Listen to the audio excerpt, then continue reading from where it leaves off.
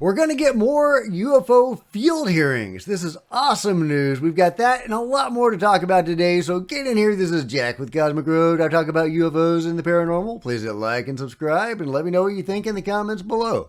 Okay, here we go. This is a clip from an interview or presentation by Anna Polina Luna and Tim Burchett talking about the possibility or the likelihood of field hearings. Here goes. But what I will say is that you have been largely the reason why we've been able to have these hearings. So we're actually going to be coordinating your leading it out location for the next field hearing. And I say that because I think it's time, based on our last session that we had with members of oversight, and what we were able to conclude is that, you know, we've brought in credible witnesses. They were telling the truth. And so it's time to move on to the next location. Good. I would just hope we'd have some disclosure. You know, since 1947, they've told us they don't exist, but yet we find out they spend tens of millions, maybe billions. I don't know. Pentagon loses a half $1 trillion.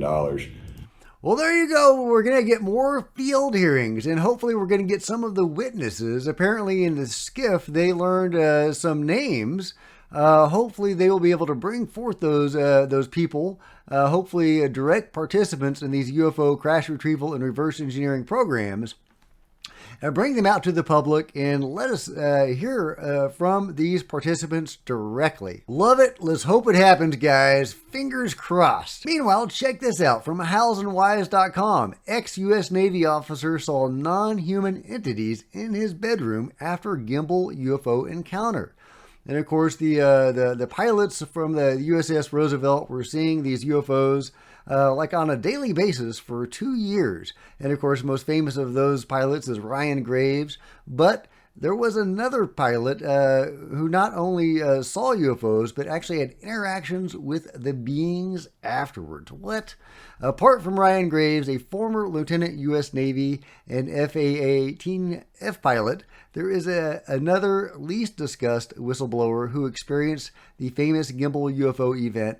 Matthew Roberts, a former cryptologist in the U.S. Navy with 16 years of service, shared his experience and encounters with non-human entity during a Netflix series, Encounters. He was present on the Theodore Roosevelt in 2015 during an event involving the now famous gimbal footage.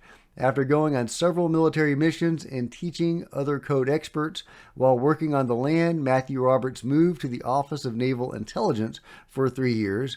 His time at ONI ended in 2020. That is when he chose to quit the military, even though he was close to retiring. The reason for leaving was the intense and personal experiences he had with UAP while at ONI, which he writes about in his book named Initiated. Interesting that while he was working in the intelligence area, he had these visitations, and he wrote a book about it. And I will let you read this full article at your leisure. But I just think that's super fascinating that at least one of the witnesses from these series of incidents aboard the Roosevelt and above the Roosevelt actually had visitations from the beings. That's wild, guys. I haven't read his book, but I may have to check it out. Let me know if you have read it, and let me know what you think. In other news, of course, in a few days, a new tridactyl mummy will be released. And I'm hoping it's going to be one of the giants. Maybe it will be the gray being that was teased to us. I suspect it's going to be the gray being. But yeah, we are going to get a new Nazca mummy in a few days. So be on the edge of your seat for that. Let's see. Meanwhile, we've got Christopher Millan lashing out at Sean Kirkpatrick, refuting his claims. Sean said, at the time of my departure, let me repeat, none of the conspiracy-minded whistleblowers in the public eye had elected to come to Arrow to provide their evidence, but Christopher Millan is saying, not so fast, lovely Dr. Sean Kirkpatrick, because in an effort to assist his investigation, I, Christopher Millan, introduced Dr. Kirkpatrick to the former director of the ATIP program, Lou Elizondo, as well as Eric Davis and Hal Putol. Each of these prominent voices associated with the ATIP program spent hours briefing Dr. Kirkpatrick in a classified setting. None have received any feedback. So another lie told by the lovely SK. Not shocking. Speaking of Hal Putol, this is one of my favorite quotes from Hal. I just wanted to play it for you. It's really brief, talking about the possibility of crash retrievals. There may have been some crashes. We're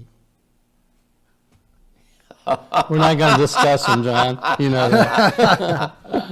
Not going to discuss them. Well, I wish I knew what Hal Putol knew. I think he knows a lot, but yeah, there you go. There have been crashes, and I just thought that's an hilarious quote from Hal Putol. There may have been some crashes.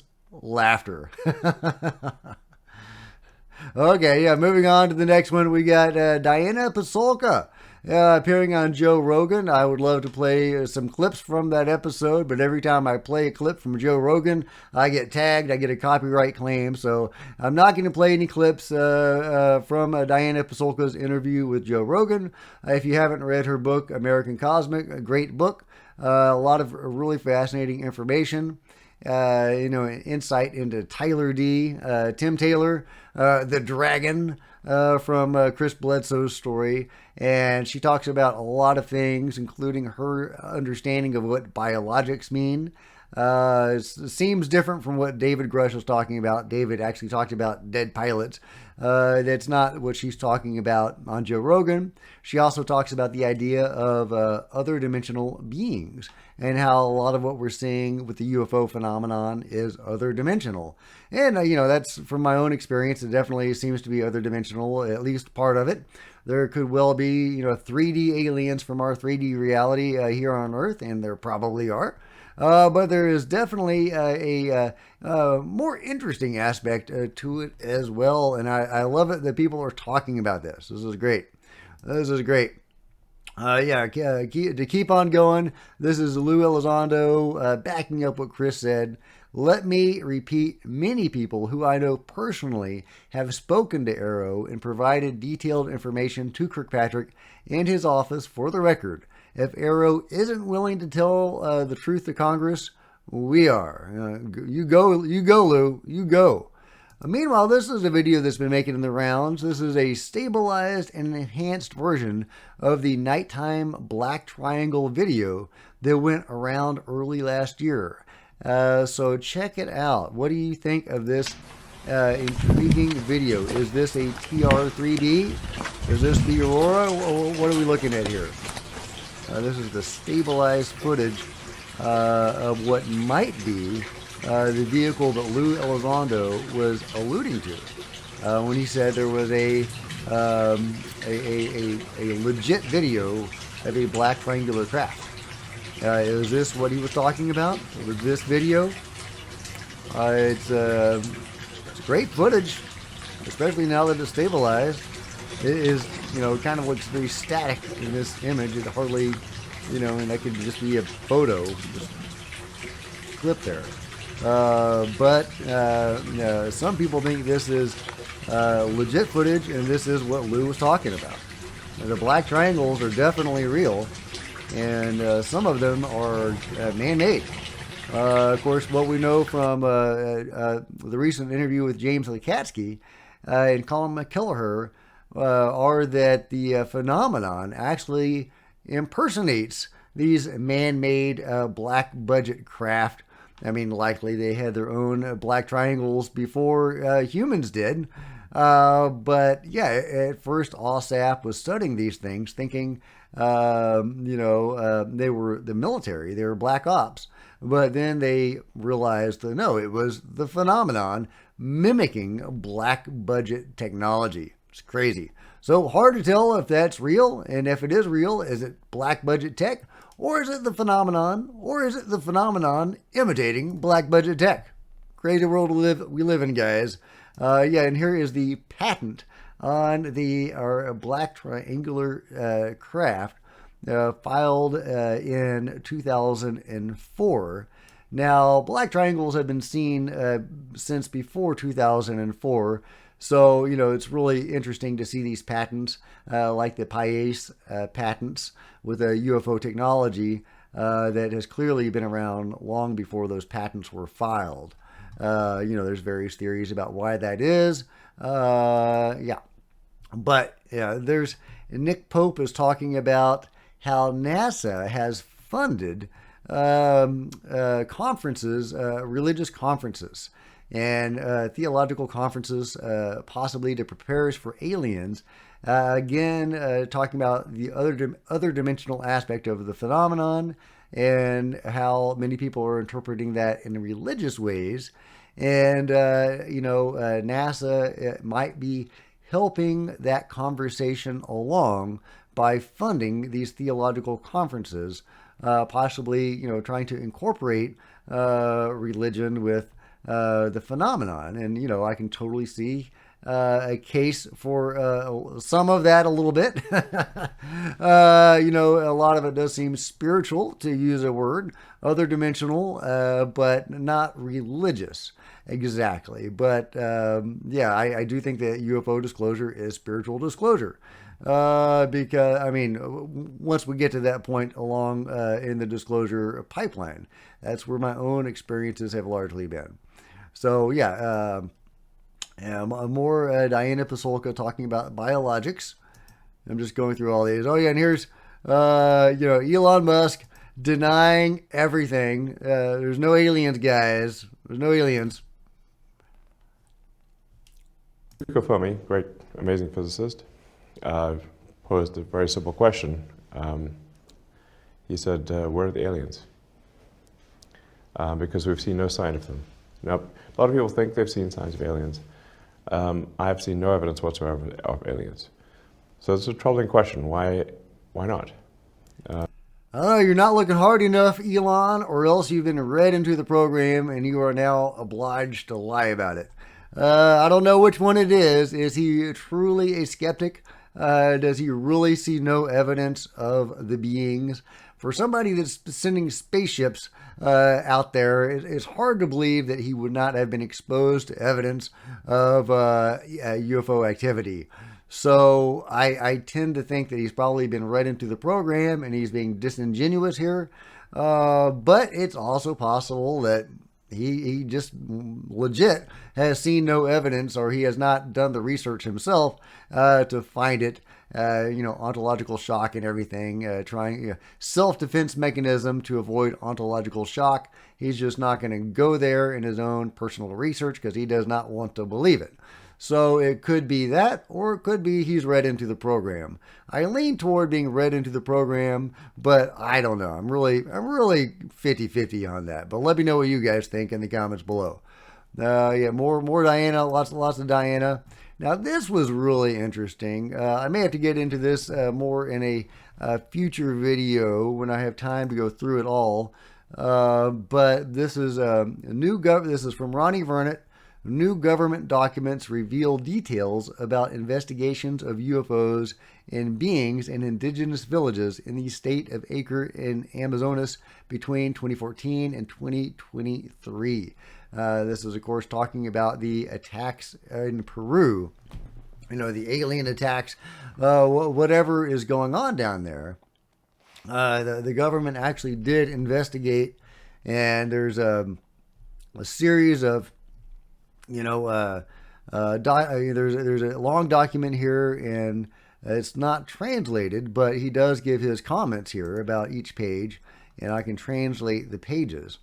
A report dated 2014, issued by the federal police to the court, shows the agency's view of the visits of strange vehicles and beings, where the PF states that is not theirs. Competence to handle this type of case. The translation's a little off, but really interesting. The document begins by saying that UFOs have a saucer appearance, but the PF investigation previously released by the MP in 2020 shows that the testimonies of indigenous people and researchers in the village report spherical or cylindrical objects. And, what Timothy Alberino was getting from the villagers that he interacted with was the UFOs are more acorn-shaped, which is really interesting. So the police weren't getting accurate information, which is interesting. The report also states that the PF was in the village for 5 days, but did not observe any phenomenon. This can be explained by the reduced contingent and the short duration of the mission, a fact highlighted by the PF agents themselves in another report.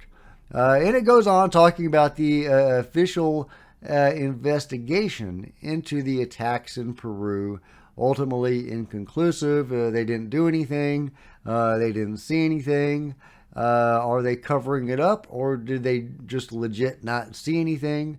Ultimately, they didn't have the resources to continue the investigation into these remote areas, at least according to what Ronnie is saying about these documents. And I haven't read them because I don't read Spanish. But if you do, please give this a look and let me know what you think. And I will link to this thread in the description below. This is really cool. Speaking of that area, this is from the Mayan civilization, which is a little north of Peru, but still in that general region of the world. Now, this has, been long speculated about, but it definitely seems to indicate some sort of high-tech apparatus that this Mayan king is engaged with. What is he doing? What is this thing? He's got a breathing apparatus, so you would think maybe something to do with space. That all looks very technological in a way that most UFOs don't. They're, when you hear experiencer accounts that go inside the ships, they're usually very streamlined and very clean. Not a lot of technological clutter generally. So it's interesting that you see that technological clutter that you would associate with modern human technology in this depiction. So could this be something mundane or ritualistic that has nothing to do with UFOs? Absolutely, absolutely. But it is very evocative, and that is a part of the world that gets a lot of activity and has historically. So let me know what you think in the comments below. There's a lot of hoo-ha about the dark journalist and his claims on Grush.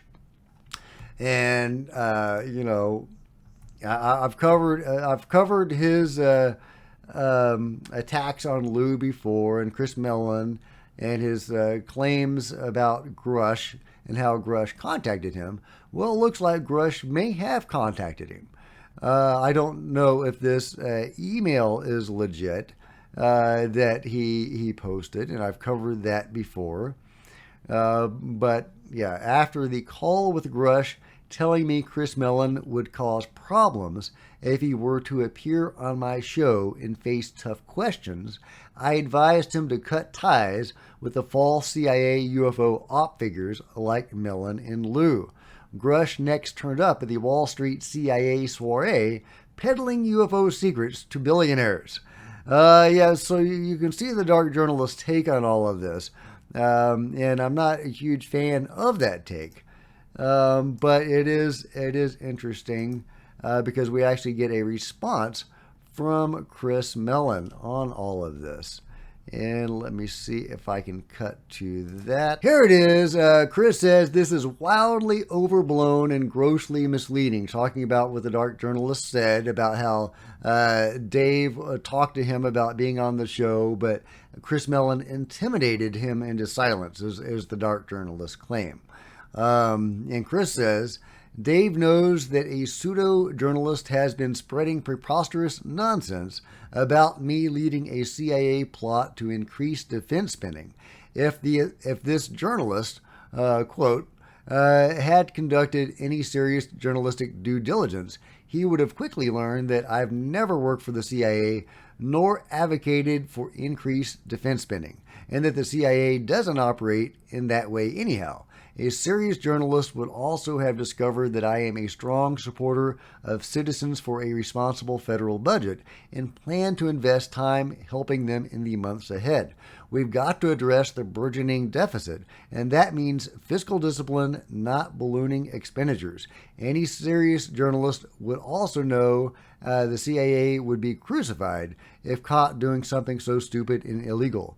Why would they risk going to jail to support the budget of a different government agency? So if I factored into Dave's decision at all, it would be because he doesn't want to support or lend credence to an incompetent pseudo-journalist who is publicly defaming people who have stuck their necks out publicly to support UAP research and transparency. So while I advise Dave not to promote an irresponsible outlet spreading baseless lies that defame his friends and allies who are working for transparency, to which he agreed, the notion that I threatened him is as absurd as it is untrue. So there you go, Chris Millan replying to the dark journalist controversy, confirming that he did talk to Dave and that he did suggest that he not go on dark journalist. I don't know why Dave would go on dark journalist. I don't understand the rationale behind that thinking.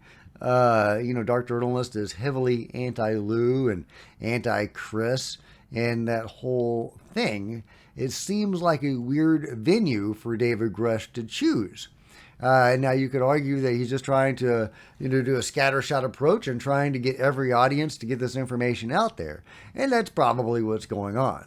But still, I mean, you got to pick your battles, Dave. You got to pick your battles. And the dark journalist being as disposed as he is against Lou and Chris may not be the best venue, and it looks like Chris did say that. So very interesting. I'll be curious to see what David Grush has to say about this brewing controversy. The dark journalist David Grush, Chris Millan controversy. I hate to get into all the drama of the Twitter drama, but it's an interesting story, and it could have some nuggets in there of useful information. If somebody is spreading disinformation, that would be useful to know. So, yeah. But let me know what you think about that and everything else covered today in the comments below. Please give me a big like and a thumbs up. I sure appreciate it. Smash the subscribe button and all that good stuff. Oh, by the way, I've got an interview with Dr. Robert Shipe talking about the dragon UFO phenomenon tomorrow, and I hope you guys enjoy that. I do have a kind of a housekeeping thing to say, and that in the interview that I did with Jon Stewart the other day, there were many great comments, as always, but there were also some very disrespectful comments to Jon. Now, you don't have to agree with me on any of my videos or any guest that I bring on, and by all means, say what you've got to say in a respectful way. So, disrespectful comments are, that's uncool, guys. So be cool, guys, and disrespectful comments, if I see them, will get deleted, and if they're too disrespectful, you may be asked to leave the channel. So, just be cool, guys, and but by all means, please say what you have to say in a cool manner. But I've got that good interview with Robert Shipe tomorrow, and he will be leading us through some really compelling Dragon UAP videos and interpolation. So I hope you guys enjoy that. Like, thumbs up, subscribe, go buy some merch in the merch store if you want to support the channel in a bigger way. You can also become a channel member. Channel members are rock stars, and I really appreciate you guys' support. Thank you. Meanwhile, there are plenty of other videos on the channel, and I will see you guys next time. This is Jack with Cosmic Road, signing out.